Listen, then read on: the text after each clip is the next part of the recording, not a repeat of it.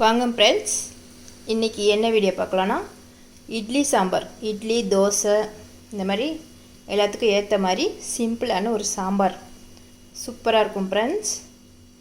செஞ்சு பாருங்கள். இதுக்கு தேவையான பொருட்கள்: துவரம் பருப்பு. இது வந்து ரேஷனில் போடுற பருப்பு தான், சூப்பராக வரும். துவரம் பருப்பு தேவையான அளவு ஒரு 100 கிராம் பருப்புன்னு வச்சுக்கோங்களேன். அந்த மாதிரி 3 தக்காளி, குட்டியாக இருந்துச்சுன்னா ஒரு 4 தக்காளி போடுங்க. பெருசாக இருந்துச்சுன்னா 3 போடுங்க. பச்சை மிளகாய் இவ்வளோ போடுங்க, அப்போ தான் ரொம்ப டேஸ்ட்டாக இருக்கும் ஃப்ரெண்ட்ஸ். வேணும்னா கத்திரிக்காய் இருந்தால் ஒரே ஒரு கத்திரிக்காய் போடலாம், அதனுடைய டேஸ்ட்டே வேறு மாதிரி இருக்கும்.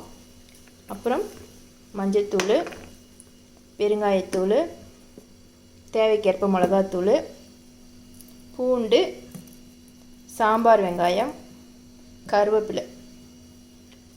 அவ்வளோதான் ஃப்ரெண்ட்ஸ். இதுதான் ஃப்ரெண்ட்ஸ்.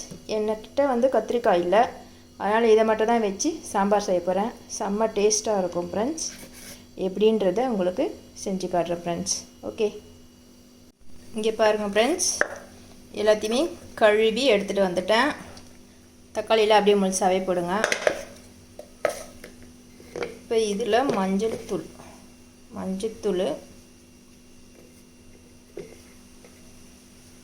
கொஞ்சமாக சேர்த்துக்குங்க. பெருங்காயத்தூள்,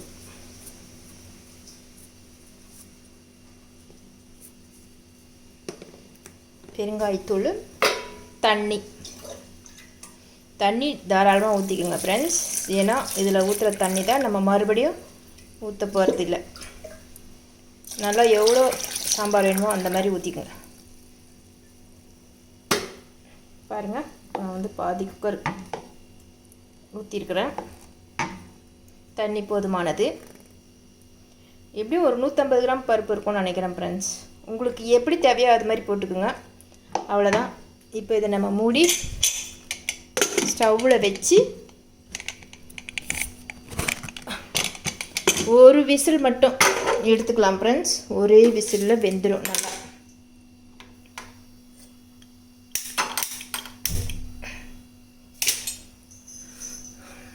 ஸ்டவ் குக்கருக்கு வெளியில் எரியக்கூடாது, குக்கருக்குள்ளே எரியிற மாதிரி வைங்க. கரெக்டாக ஒரு விசில் போதும் ஃப்ரெண்ட்ஸ். ஒரு விசில் வந்தது இறக்கலாம்.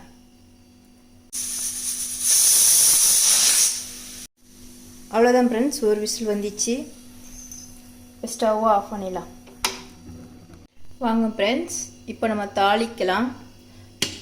பருப்பு வந்து பாருங்கள், சூப்பராக ஒரே ஒரு விசில் தான் வச்சேன், நல்லா வெந்திருச்சு. நீங்கள் வேறு எந்த பருப்பு வேணாலும் போடலாம் ஃப்ரெண்ட்ஸ். போட்டுட்டு அது எவ்வளோ வேகுமோ அந்த மாதிரி வேக வச்சுக்கோங்க. ரொம்ப குழைய வேக வச்சிடாதீங்க, சரிங்களா? ரொம்ப குழைய வேக வச்சிடாதீங்க. இது இப்படி இருக்கட்டும். நம்ம தாளிச்சிட்டு இந்த தண்ணி ஊற்றிட்டு பருப்பு கடைஞ்சிடலாம். கொஞ்சமாக எண்ணெய் ஊற்றிக்கலாம்.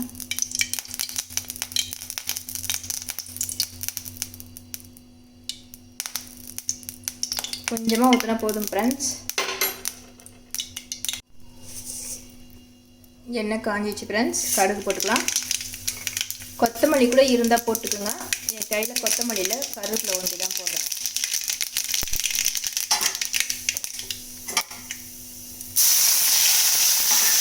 கருவேப்பிலை போட்டுட்டு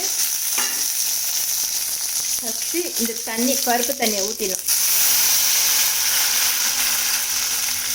நல்லா பருப்பு தண்ணியை ஃபுல்லாக இருத்து ஊற்றிட்டு இந்த பருப்பை கடைஞ்சி வச்சுக்கணும். இந்த தண்ணி கூடவே மிளகாத்தூள் ஒரே ஒரு ஸ்பூன் போதும் ஃப்ரெண்ட்ஸ். மிளகாத்தூள் ஒரு ஸ்பூன் போதும், ஏன்னா நம்ம பச்சை மிளகாய் சேர்த்துருக்கோம், அதுவே கரெக்டாக இருக்கும். அப்புறம் தேவைக்கேற்ப கல்லுப்பையும் சேர்த்துக்கலாம். உப்பு பார்த்துட்டு போட்டுக்குங்க ஃப்ரெண்ட்ஸ். ஸ்டவ் சிம்மில் வச்சுக்கோங்க. இது நல்லா இதுவாகி வரட்டும். இங்கே பாருங்கள் ஃப்ரெண்ட்ஸ், நல்லா கடைஞ்சிட்டேன். இதுவும் நல்லா கொதி வருது.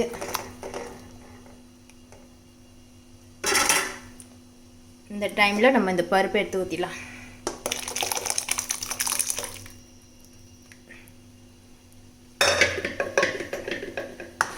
சூப்பரான சாம்பார் ரெடிங்க ஃப்ரெண்ட்ஸ். இது ஒரு கொதி வந்துட்டால் போதும். ரொம்ப கொதிக்க வைக்கணும்னு அவசியம் இல்லை. ரொம்ப சிம்பிளாக ரொம்ப டேஸ்ட்டாக இருக்கும் ஃப்ரெண்ட்ஸ். இது நீங்கள் ஒரு தடவை ட்ரை பண்ணி பாருங்கள்.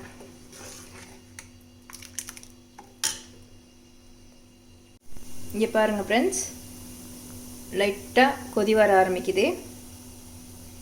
இந்த ஸ்டேஜில் நீங்கள் ஸ்டவ் ஆஃப் பண்ணிடலாம்.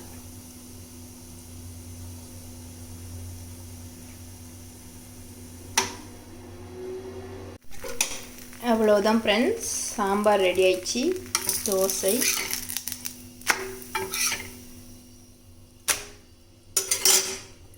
சூடாக சர்வ் பண்ணலாம்.